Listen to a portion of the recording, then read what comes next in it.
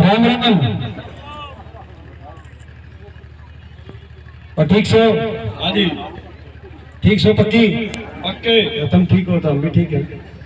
हमारे बीच में हमारी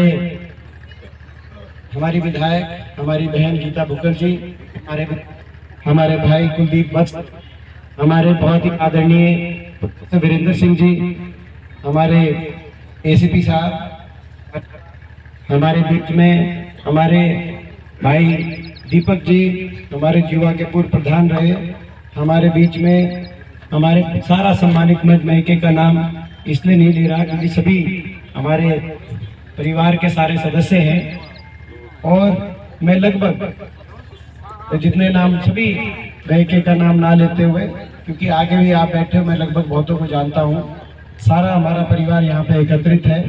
और खास तौर पे जिस पे बोलना, हेलो,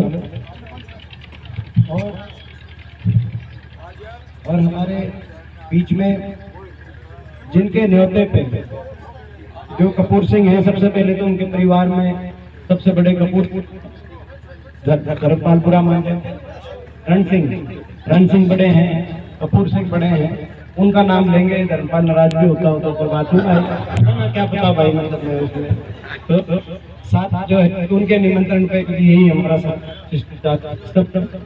हमारे आज आप और हम सब करते हैं, क्योंकि आज स्वर्गीय सूरत सिंह, स्वर्गीय कृष्ण सिंह और मनोज भी, जो वाइफ ऑफ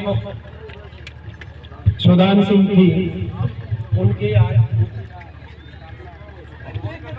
उनकी आज मूर्ति का यहाँ पे स्थापित अपने यहाँ पे कार्यक्रम, इतना अच्छा कार्यक्रम आयोजन किया गया है। मैं अपनी ओर से इस परिवार को, अपने गांव को बहुत बहुत शुभकामनाएं देता हूँ और बहुत बहुत बधाई देता हूँ। इतने अच्छे कार्य पे आपने सबको निमंत्रण दिया, हम सब पहुंचे, और जो परिवार जो इनका अपने बड़े बुजुर्गों को, अपने पूर्वजों को, उनके संस्कारों को भूल जाता है, वो आगे नहीं बढ़ सकता। अपने पूर्वजों को, उनकी संस्कारों को, हमारी जड़ है वो, और अपनी जड़ों को कोई भूल जाए तो पेड़ भी ऊपर नहीं।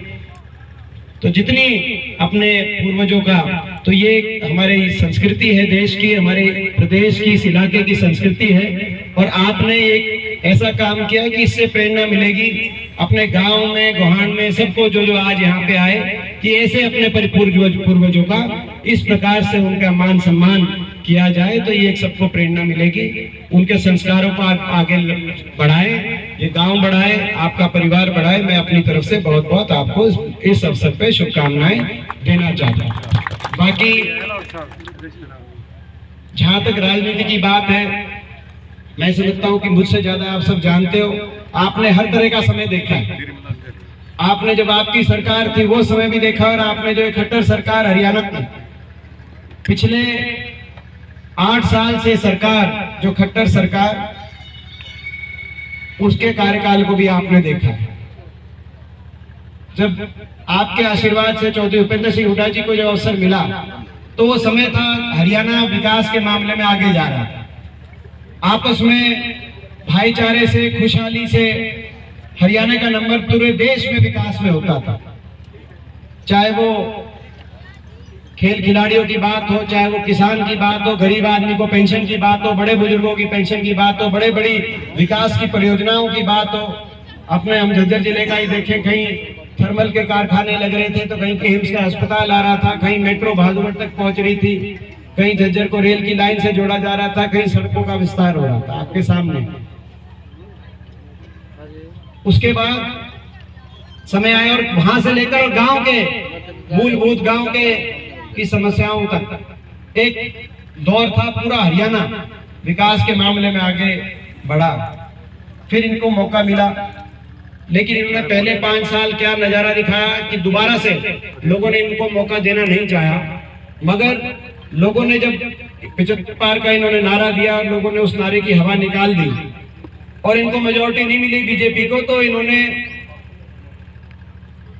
रात के अंधेरे में समझौता किया एक ऐसे दल से जिस दल को एक एक वोट बीजेपी के खिलाफ मिली थी, मैं गलत तो नहीं कह रहा, एक एक वोट इस बात की मिली थी कि भाई इनको दोबारा से सरकार नहीं बनानी, हम इनकी दोबारा सरकार नहीं बनाना चाहते।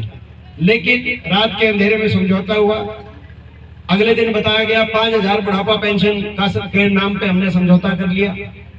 5,000 बुढ़ापा पेंशन का तो नाम पे समझौता नहीं किया था, क्योंकि वो तो आज तक नहीं हुई। लूट की छूट पे समझौता हुआ कि भाई तुम लूटो हम भी लूटेंगे। कहीं शराब माफिया घुस गया, कहीं खनन माफिया घुस गया।